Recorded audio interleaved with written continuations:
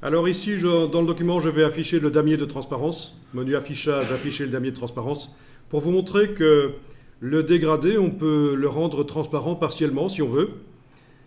Bon, on a vu la palette de transparence l'autre jour, qui permet de rendre transparent tout un objet ou un fond. Je ne me souviens plus exactement si on avait fait la transparence sur un des fonds ou pas. Mais bon, ici, c'est la transparence pour le dégradé. Donc si je clique sur un échantillon et que je modifie ici son opacité, ça rend... Il faut évidemment que l'objet soit sélectionné, idiot. Voilà, je sélectionne l'objet. Voilà. Voilà, ça rend la couleur en question transparente. Amusant ça. Uniquement cette couleur-là, et vous avez un petit damier qui apparaît ici en dessous pour dire qu'elle n'est pas à 100%, il y a de la transparence dessus. Je vais remettre l'opacité à 100% pour ce truc, et aller faire ça sur l'extrémité là, voilà. C'est celui-là que je vais rendre transparent, c'est cette couleur jaune à l'extrémité, à 0%, et voilà.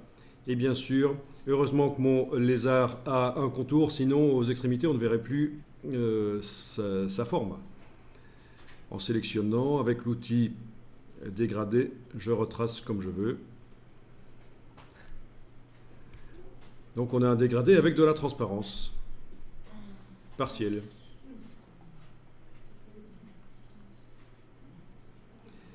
Si je repasse en affichage, masquer le damier de transparence, bien sûr on ne voit pas que c'est de la transparence, on a l'impression que c'est du blanc.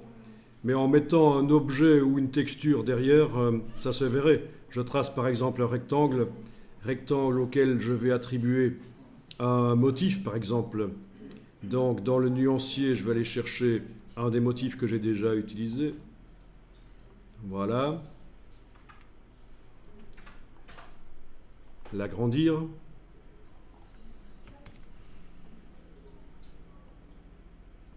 C'est des choses qu'on a fait ça. Avec la flèche blanche, prendre... Voilà. Ok.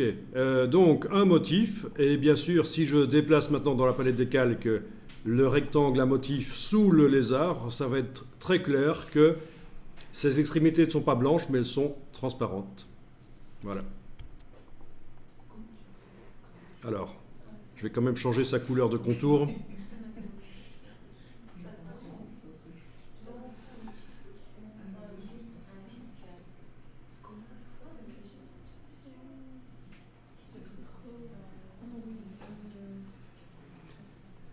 Donc je pense que pour les dégradés, ben voilà, c'est une première approche. On avait déjà utilisé des dégradés, mais là, vous venez de voir comment on peut les créer au départ d'un dégradé existant.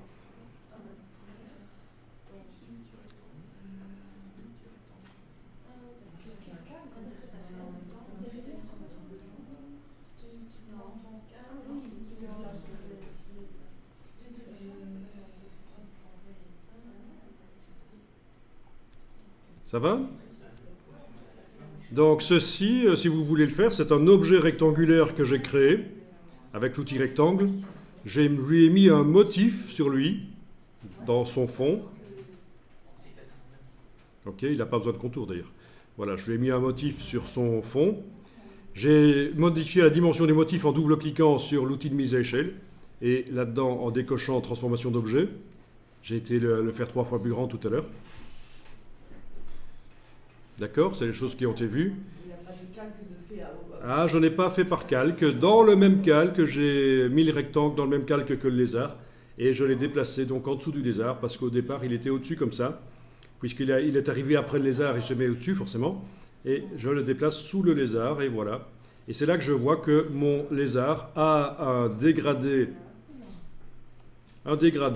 dont une des couleurs est en transparence. Ben, il se trouve que c'est la couleur qui est à l'extrémité là.